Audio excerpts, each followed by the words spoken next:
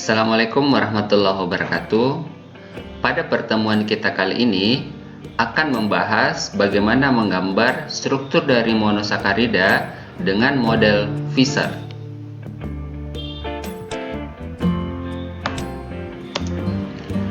Di pertemuan yang sebelumnya telah dibahas beberapa hal. Diharapkan kalian telah memahami tentang apa itu karbohidrat.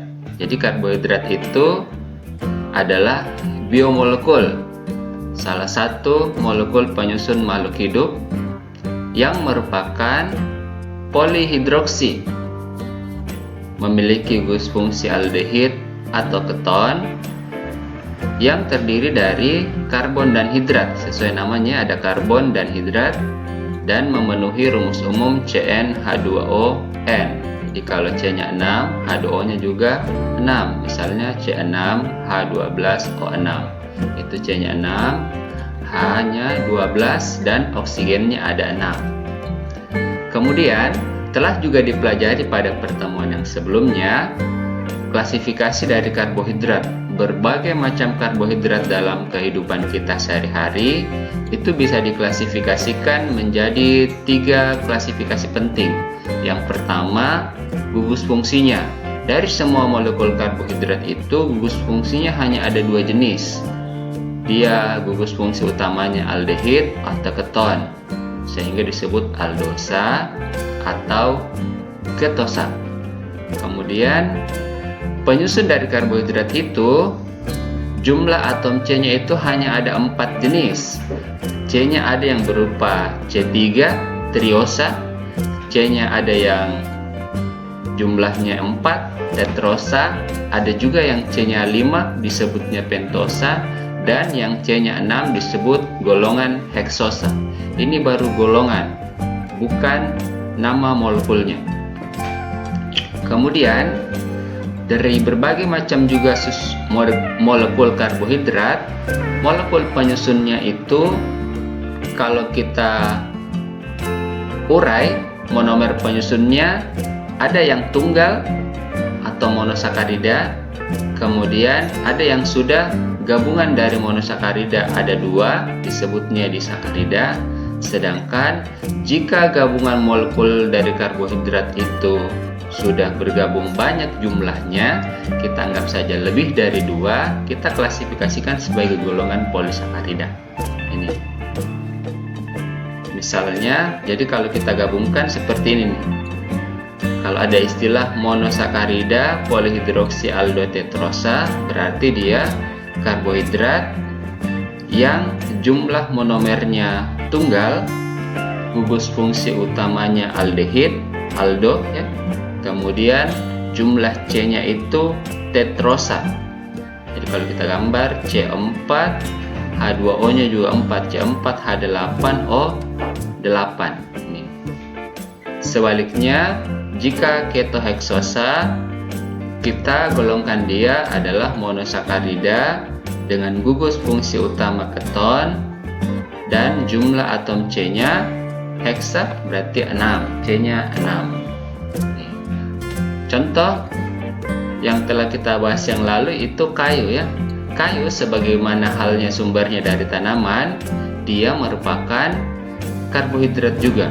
Jadi tanaman itu kan melakukan fotosintesis dari reaksi oksigen yang diserap dari atmosfer, kemudian air yang diserap dari akar, itu kemudian ketemu di daun untuk melakukan proses fotosintesis. H2O dengan oksigen itu menghasilkan ini C6H12O6 yang merupakan glukosa. Inilah yang kemudian terbentuk terus-menerus sehingga tanaman itu membentuk menjadi molekul yang besar, tumbuhlah batangnya, akarnya, daunnya, ranting-rantingnya, buahnya. Itu semuanya adalah gabungan dari C6H12O6. Sehingga kayu sekalipun itu adalah karbohidrat C6H12O6. Kayu ini golongannya apa? Nih, kalau kita urai C6H12O6, berarti C6H12O6-nya itu sangat banyak, bahkan sudah tidak terhitung lagi ya. Berarti dia polisakarida. C-nya berapa? 6. Nih, heksosa dan dia gugus fungsi utamanya nanti kalian pelajari dia aldosa ya. Jadi dia aldoheksosa dan polisakarida. Jadi dia polisakarida, polihidroksi, aldoheksosa. Mudah-mudahan bisa dipahami. Di pertemuan kita kali ini akan kita bahas tentang dua hal. Yang pertama, diharapkan setelah selesai belajar ini kalian bisa memahami bagaimana menggambar struktur karbohidrat dengan model rantai terbuka Fischer. Lalu yang kedua, siswa dapat memprediksi seberapa banyak jumlah isomer optis aktif monosakarida, aldosa, dan ketosa.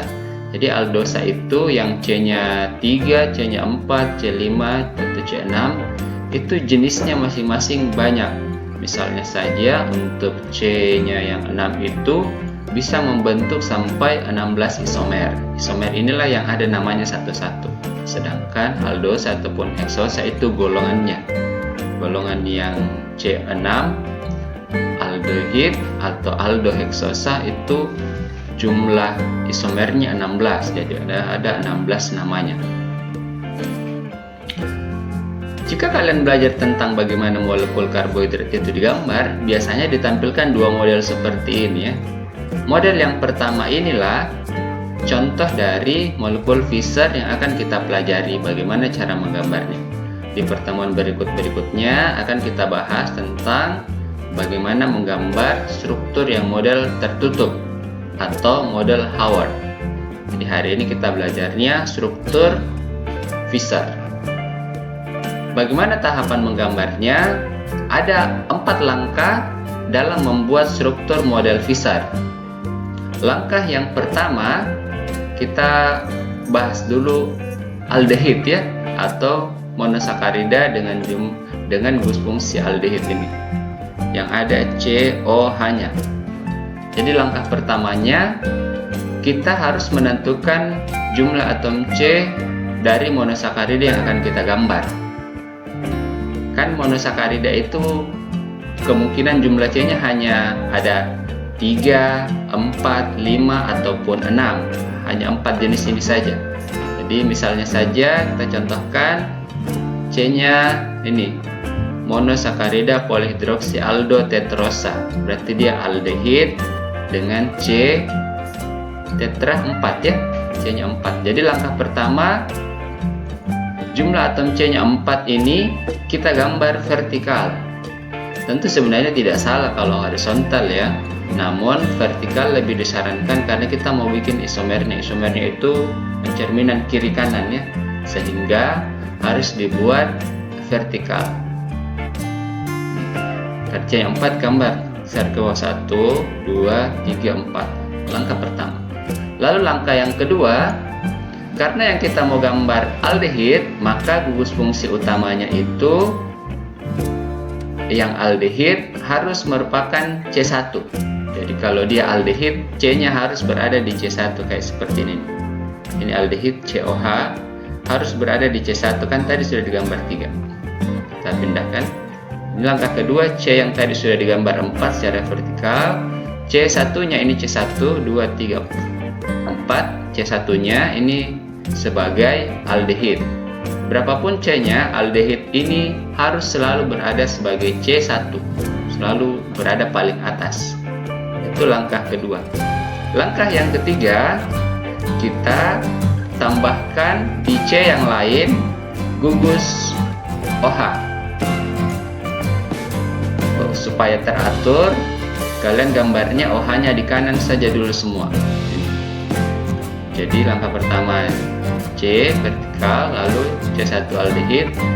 Langkah ketiganya tambahkan semua di C yang lain, ada OH, OH, kan dia polihidroksi ya. Langkah yang terakhir adalah kita menambahkan gugus hidrogen pada rantai C untuk mencukupkan gugus ikatannya C yang 4. Kan C itu ikatannya harus 4 ya. Kita lihat satu-satu. Di sini di C ini sudah 4 atau tidak? Coba kita hitung. C sudah mengikat oksigen, ini sudah 2, 3, 4. Berarti kita nggak perlu menambahkan H di sini. Ini sudah selesai. C yang di sini sudah 3. Ini 1, 2, 3. Maka kita tambahkan 1 H. Ini dia. C yang ketiga sama, tambah 1 H. Sedangkan C yang keempat ikatannya kan baru 2. Maka hidrogen yang ditambahkan ada 2 ini. Jadinya CH2OH jika ditulis secara singkat. Maka jadilah satu struktur molekul yang utuh dari aldotetrosa, aldehid yang C-nya 4. Saya ulang tahapannya. Langkah pertama C digambar vertikal ke bawah. Lalu langkah kedua C1 merupakan aldehid. Kemudian langkah ketiga C yang lain tambahkan OH supaya berurutan, gampang bikin OH di kanan saja dulu semua. Kalau membuat isomer-isomernya maka OH ini sudah bisa berubah-berubah. Namun karena kita baru membahas golongan, maka OH-nya itu dibuat di kanan saja dulu semua. Kalau OH-nya sudah berubah di kiri, nah itu sudah menjadi isomer yang lain. Kita bikin kanan dulu semua ya. Langkah yang terakhir baru kita tambahkan H. Jadi 4 langkah. C vertikal, aldehid C1, kemudian OH dan H. Mudah-mudahan bisa dipahami. Sedangkan jika dia yang digambar adalah ketosa, tahapannya kurang lebih sama. Bedanya di mana? Di tahapan kedua. Kalau dia ketosa, maka gugus fungsi keton ini ada di C2. Ini C2 ya. Jadi tahapannya juga sama. Contoh yang mau digambar ketoheksosa, keton yang C-nya 6. Karena C-nya 6, maka ini C-nya 6 digambar ke bawah 6 vertikal. 1, 2, 3, 4, 5, 6. Lalu langkah yang kedua, karena dia keton itu harus berada di C2. C1, C2. C2-nya ini kita jadikan sebagai keton. Kalau dia aldosa, dia di C1 ya. Itu langkah kedua. Langkah ketiga sama, tambah OH yang lain. Sedangkan langkah terakhir kita tambahkan H. Karena di sini baru 2, maka hidrogennya tambah 2. Nah, jadinya CH2OH. Tipe nulisannya seperti ini ya. Ini tambah 1 hidrogen, tambah 1, sini juga tambah 2. Sehingga gambar utuhnya seperti ini untuk ketoheksosa. Mudah-mudahan bisa digambar untuk yang lain, aldotriosa, pentosa, heksosa, kemudian ketotriosa, ketotetrosa, ataupun ketopentosa. Ini baru golongannya, belum menggambar nama contoh-contoh monosakarida, baru golongannya. Langkah yang berikutnya akan kita pelajari adalah isomernya. Nah, untuk isomer yang perlu kita bahas lebih lanjut, apa itu isomernya? Yaitu struktur dari monosakarida ini yang berubah-berubah gugus OH-nya. Sama rumus molekulnya, tetapi struktur molekulnya dalam ruang sudah berbeda-beda. Karena berbeda-beda inilah membentuk molekul-molekul yang berbeda-beda namanya. Salah satunya kan ada glukosa, ada juga fruktosa, namun banyak lagi yang lainnya. Monosakarida dari karbohidrat itu memiliki 1 atau lebih atom karbon asimetris. Untuk bisa paham tentang isomer ini, kita harus tahu dulu ada istilah namanya karbon asimetris, atau nama lainnya atom C chiral. Lebih gampang disebut pakai istilah ini saja, C chiral, atau kalau kalian terbiasa asimetris boleh saja. Atom C chiral itu apa? Yaitu atom C yang mengikat 4 gugus yang berbeda. Coba kita tinjau. Ini glukosa, C-nya 6. C1 apakah chiral atau tidak? Sesuai dengan definisi ini ya. C, iya cocok C, tapi mengikat 4 gugus. Apakah 4 gugus yang dia ikat? Ini cuma 3. Oksigen, H, dan yang di bawahnya ini. memang berbeda tiga-tiganya, tapi yang berbedanya itu hanya 3, tidak 4. Nah, berarti C1 tidak kiral. Lalu C2, coba kita lihat C2. C ini tangannya 4, berarti sudah cocok ke 4. Apakah berbeda? Coba kita lihat. Yang atas mengikat aldehid, kemudian yang satunya mengikat OH, yang berikutnya, yang ketiga mengikat hidrogen, dan yang keempat mengikat ini yang di bawahnya nih. Berarti gugus yang diikat dari keempat sisi ini semua berbeda. Maka C2 kiral. C3 kiral atau tidak? H, OH, kemudian ini yang di atasnya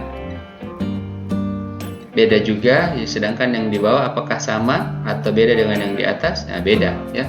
Beda semua sehingga kiral.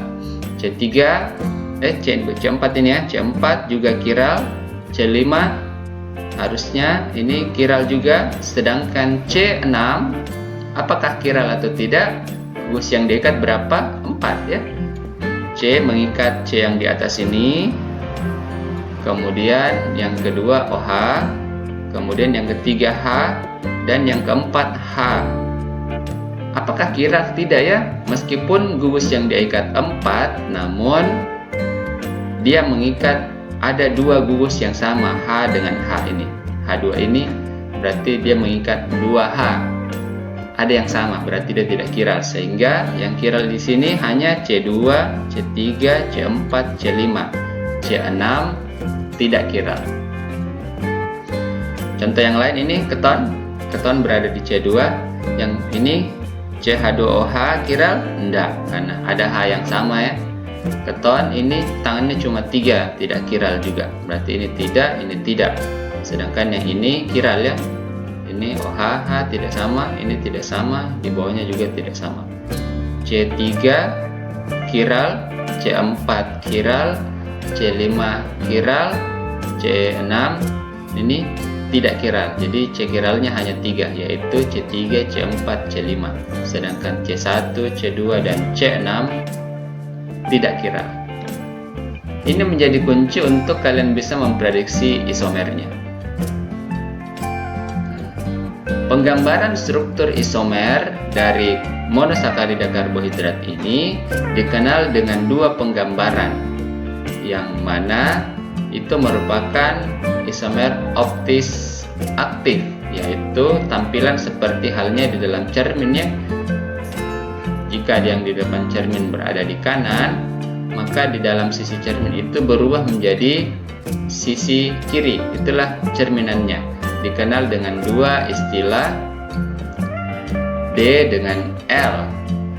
D itu apa? Ini D apabila gugus OH-nya berada pada sisi kanan. Gugus OH yang mana? C kiral terakhir. Ini contohnya. C kiralnya kan C2, C3, C4, C5. Berarti C kiral terakhir ini C5. C5 OH-nya digambar di kanan. Nah, berarti ini D. Pada saat ini dicerminkan, maka akan berubah semua. Ini jadi kiri, ini menjadi kanan, ini jadi kiri OH-nya.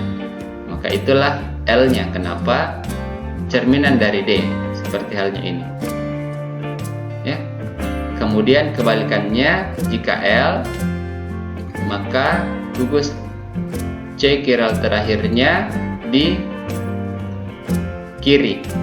Nih, kayak ini kiri nih. Ini kan tidak kiral, ini kiral, ini tidak. Berarti yang kiral itu C ini saja. Karena C ini cuma 1 yang kiral dan 1 dan terakhir, maka ini kita tetapkan L. Ya. Lalu ini D atau L? C kiralnya kan C3, C4, C5. OH-nya berada di mana C kiral terakhirnya? Ini C kiral terakhir kanan. Karena dia kanan, maka ini juga D. Kapan dia L? Apabila ini dicerminkan. Yang dicerminkan itu yang kiral saja ya. Ini yang kiral saja. Kita Ketika ini cerminkan OH-nya bergeser semua menjadi kiri, maka disitulah struktur pasangan dari L. Ini L. Contoh, nanti kalian akan menemukan jumlah isomer dari monosakarida. Ada 45 isomer nanti yang akan bisa terbentuk dari monosakarida karbohidrat. Yang kalian kenalkan salah satunya adalah glukosa saja, tapi glukosa itu saudaranya banyak sebenarnya. Ada 44 yang lain, ada L-glukosa, akan ada D-glukosa, ada L-glukosa, ada lagi eritrosa, dan lain-lain. Untuk penamaannya, nanti akan kita pelajari penamaannya itu tidak sistematis ya. Kata kuncinya di sini, penentuan isomer optis aktif yang terbentuk didasarkan pada perubahan letak posisi OH pada atom C kiral. Jadi harus tahu dulu ini kuncinya ini, C kiral harus tahu yang mana kiral yang mana tidak. Karena kalau nggak bisa tuh menentukan isomer dari karbohidrat. Contoh, kita bahas satu-satu. Ini polihidroksi, kita mulai aldehid yang C-nya paling pendek ya, kan C yang paling pendek 3 ya, aldoteriosa. Kalau kalian gambar 4 tahapannya, tri berarti kan 3, bikin C-nya 3. Kemudian langkah kedua, karena dia aldehid sebagai C1. Langkah ketiga, OH-nya kita tambahkan. Di sini OH, di sini OH, sisanya tambah H. Nah, dari yang kita gambar itu, C1 kan tidak kiral, C2 kiral, dan yang C3 tidak kiral, sehingga yang kiral itu hanya C2 saja.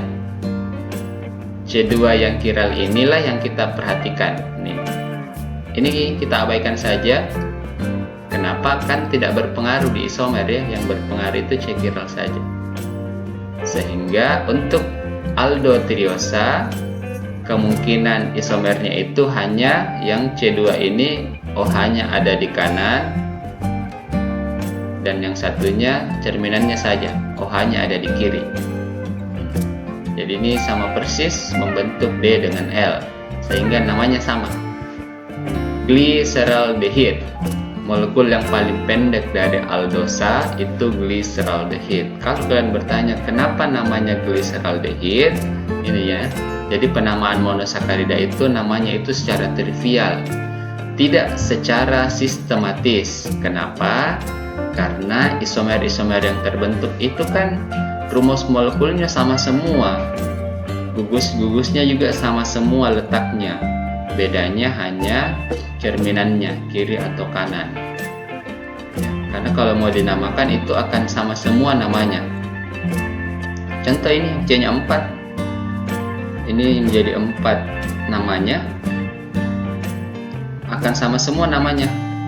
Misalnya dia akan menjadi C4 ya. C4 aldehid kan butaldehid ini.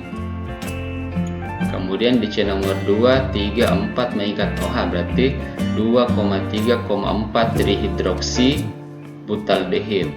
Akan membentuk isomer-isomer seperti ini, namun kalau pakai nama sistematis namanya sama semua. Nah, sehingga untuk pembedaannya pakai penamaan trivial saja dan sudah disepakati ya. Langkah yang berikutnya, bagaimana jika dia C-nya 4? Jika C-nya 4, maka isomer yang terbentuk itu berapa banyak? Coba kita lihat. Menggambarnya kalau C4 berarti ini C-nya 4. Langkah kedua, aldehid C1. Langkah ketiga, OH, OH, OH. Dan langkah yang keempat, H, H, H, dan H. Ini sudah selesai. Lalu kemudian kita perhatikan C kiralnya. C1 tidak kiral, C2 iya, karena mengikat 4 gus berbeda. Ini berbeda, ini berbeda, yang di atas aldehid berbeda juga, yang di bawah ini berbeda juga. Nah, kemudian C3 apakah kiral? Ya, kiral. C4 kiral enggak? Karena yang kiral hanya C2 dan C3, maka itu sajalah yang berpotensi membentuk isomer. Maka model-model yang bisa terbentuk itu dengan merubah gugus OH-nya. Ini kemungkinan struktur yang pertama. Jika OH yang kiral pertama ini kita pindah ke kiri, nah maka jadinya seperti yang di bawah ini, maka membentuk isomer lain. Atau misalnya yang berubah itu yang di bawah ya, ini tetap, ini OH yang berada di kiri, maka membentuk isomer yang lain juga, jadinya seperti ini. Atau bahkan dua-duanya pindah ke kiri, membentuk seperti ini. Jika dua-duanya berpindah seperti dari kanan ke kiri, berarti itu hanya bentuk cerminannya saja, maka namanya sama, eritrosa, eritrosa. Yang satu D, satu L. Buktinya apa? Kalau ini D, OH pada C kiral terakhir kanan, sedangkan L C kiral terakhir berada di kiri. Ini cerminannya saja yang kalian perhatikan, kiralnya ini tidak berpengaruh ya terhadap struktur isomer. Sedangkan bentuk kiral yang lain isomernya itu ini triosa, kemudian menjadi cerminannya sama seperti ini ya, membentuk 4. Jadi ada 4 isomer untuk aldotetrosa. Bisa nggak lebih dari 4? Nggak bisa lagi ya, karena perubahan OH-nya itu maksimum dengan variasi seperti ini. Bagaimana jika dia C-nya sudah lebih panjang? Yang kita belum bahas kan yang C-nya 5 dan 6. Untuk memudahkan, kalian bisa pakai teknik ujung jari saja. Jadi penentuan isomer dapat dimudahkan dengan menggunakan jari tangan di mana dianggap ujung jari sebagai posisi OH. Contoh nih ya, kita mau gambar aldopentosa. Berapa banyak isomer yang bisa terbentuk ini? C-nya kan 5 nih ya. Nah, aldopentosa C-nya 5. Karena C-nya 5, kalian gunakan tangan kiri. Jumlah jari yang kalian perlukan sesuai dengan jumlah atom C-nya. Karena jumlah atom C yang kita mau gambar 5, maka kita perlukan 5 jari. Ibu jari kita anggapnya sebagai C1. Lalu ini C2, C3, C4, C5, jari kelingking C5. Nah, jika sudah dapat, letakkan 5 jari seperti ini, seperti gambar gini ya. Sekarang tentukan C kiralnya. Ini kalau kita lihat C1 kiral atau enggak? Tidak. Karena dia tidak kiral, abaikan saja. Caranya kita lipat gitu ya. Lipat. Lalu C2, ini C2. Jari apa nih? Telunjuk ya. Apakah kiral? Ini. Ya, kiral. Maka tetap. C3 kiral juga. C4 kiral juga. Kemudian C5 tidak kiral nih. Karena C5 tidak kiral, kita abaikan saja juga. Sehingga yang berpengaruh terhadap isomer yang ini saja nih. Ada 3 struktur C kiral yang akan membentuk isomer-isomer, yaitu gugus OH-nya itu berubah-berubah letaknya. Kalau langkah pertama kan OH-nya semua kanan nih. Anggap ujung jarinya itu OH-nya berada di ujung jari ini. Kanan semua. Itu langkah yang pertama. Sehingga kita bisa dapat variasi isomernya seperti ini. Kita lanjut seperti ini. Yang kita perhatikan C kiralnya 3. Yang 3 ini supaya lebih memudahkan lagi, maka kan selalu ada D dengan L. Yang kita buat D saja dulu terlebih dahulu. Kalau sudah dapat D-nya, sisa cerminkan, maka dapat L-nya. Karena D itu artinya adalah ini C kiral terakhir berada di kanan. Kan 3 jari ini, berarti C kiral terakhir kan yang C ke 4. atau cekirel terakhir ini, OH-nya itu harus tetap berada di kanan. Karena dia di kanan, maka abaikan saja, sehingga yang kita perlukan cukup 2 jari saja, C2 dan C3, cekirel pertama dan cekirel kedua. Kenapa? Karena cekirel terakhir harus selalu kanan, maka kita abaikan saja dulu. Ini, dua ini. Maka sudah membentuk isomer yang pertama, yaitu OH-nya semua di kanan. Ini, OH-nya semua di kanan. Cekirel terakhirnya, kita nggak usah geser-geser. Ini harus tetap di kanan. Lalu kemudian cekirel yang berikutnya, langkah membentuk isomernya, kita buat dulu struktur yang kedua ini. Cekirel yang paling atas, OH-nya kita pindahkan ke kiri. Caranya kita lipat ya. Pada saat posisi melipat ini, asumsinya OH-nya dari kanan bergeser ke kiri. Ini. Jadi menjadi seperti ini, yang awalnya di kanan, cekirel pertama ini bergeser ke kiri. Lalu kemudian kita kembalikan lagi untuk mendapatkan isomer yang lain. Yang di atas kan sudah, sekarang geser lagi yang di bawah. Ini membentuk seperti ini yang ketiga. Cekirel yang kedua bergeser ke kiri. Ini. Kembalikan lagi karena yang di atas sudah, yang di bawah juga sudah, yang belum kan dua-duanya pindah ke kiri. Ini. Jadinya seperti ini. Maka dapat struktur isomer yang keempat. Yang berurutan inilah yang namanya ribosa, arabinosa, silosa, lexosa. Penamaannya sudah trivial ya, sesuai dengan yang pertama kali bikin penamaan. Jadi tidak usah perdebatan tentang kenapa namanya A dan D. Ini. Karena kalian sudah dapat struktur D-nya, maka otomatis dapat L-nya juga. Ini sisa dicerminkan saja, OH-nya menjadi di kiri, di kiri, di kiri, menjadi L ribosa. Kalau ini kanan menjadi kiri, kiri jadi kanan, kanan jadi kiri, maka dapat L-nya dan seterusnya. Karena dapat 4D, maka otomatis L-nya juga ada 4, sehingga total isomer untuk aldopentosa ada 8. 4D-nya 4L. 8. Jadi langkahnya saya ulang.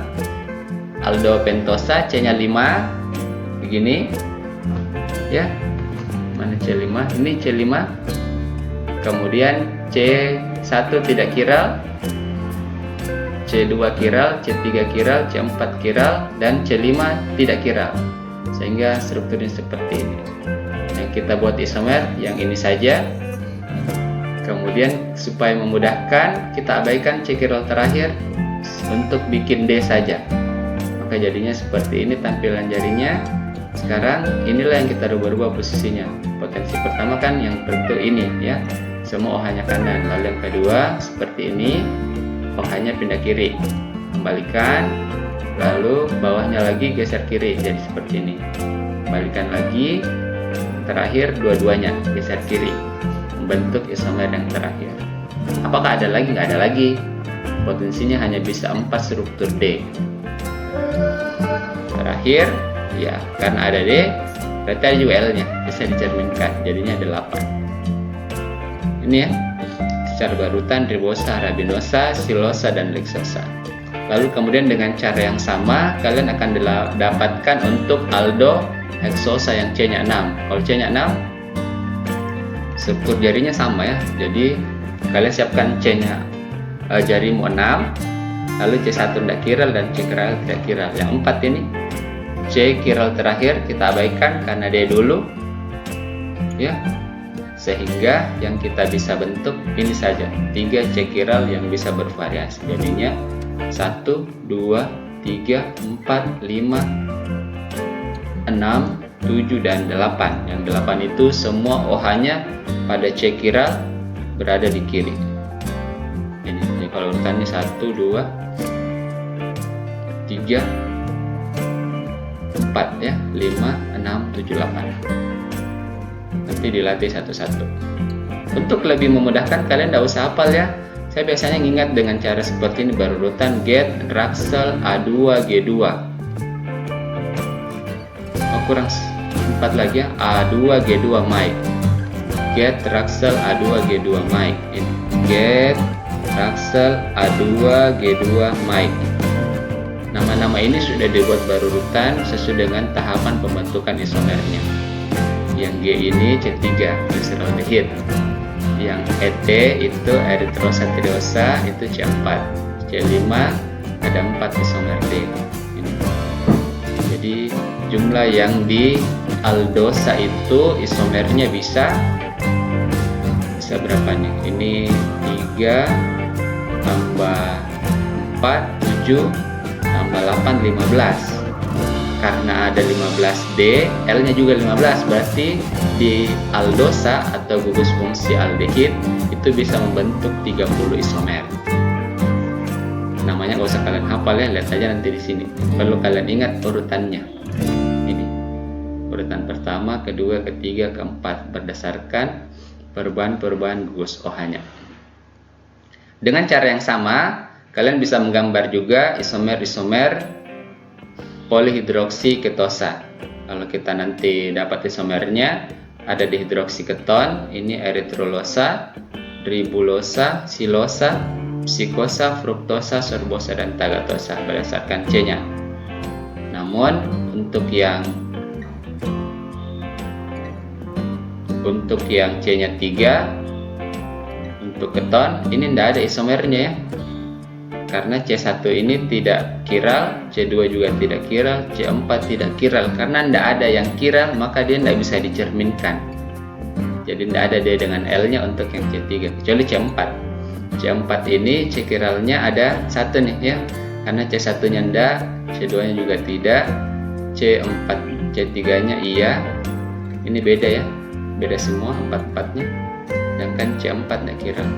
C yang ketiga ini kiral, hanya 1 C kiralnya, berarti bisa membentuk D, dicerminkan L. Pada saat membuat cerminannya, yang bergeser hanya ini ya, yang lain tidak. Dan seterusnya dengan cara yang sama.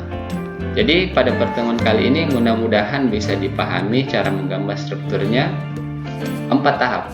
Langkah pertama C vertikal, lalu langkah kedua aldehid di C1 atau keton di C2. Lalu langkah ketiga gugus OH. Langkah keempat tambahkan hidrogen agar C-nya cukup menjadi 4. Lalu kemudian isomer-isomer dari semua monosakarida tadi bisa kita buat membentuk 45 isomer monosakarida. Mudah-mudahan kalian bisa latih di tugas dan bisa dipahami dengan baik. Teknik ujung jari sangat membantu kalian untuk bisa menggambar struktur monosakarida tanpa harus langsung di kertasnya. Jadi di kertasnya sisa meletakkan jarinya dengan mengasumsikan OH-nya itu berada di ujung jari. Kalau jarimu 5 berarti kalian gambarnya pentosa, atau kalau 6 heksosa. Terima kasih, mudah-mudahan bisa dipahami. Di tugasnya ini silahkan dikerjakan sebagai bahan latihan. Terima kasih.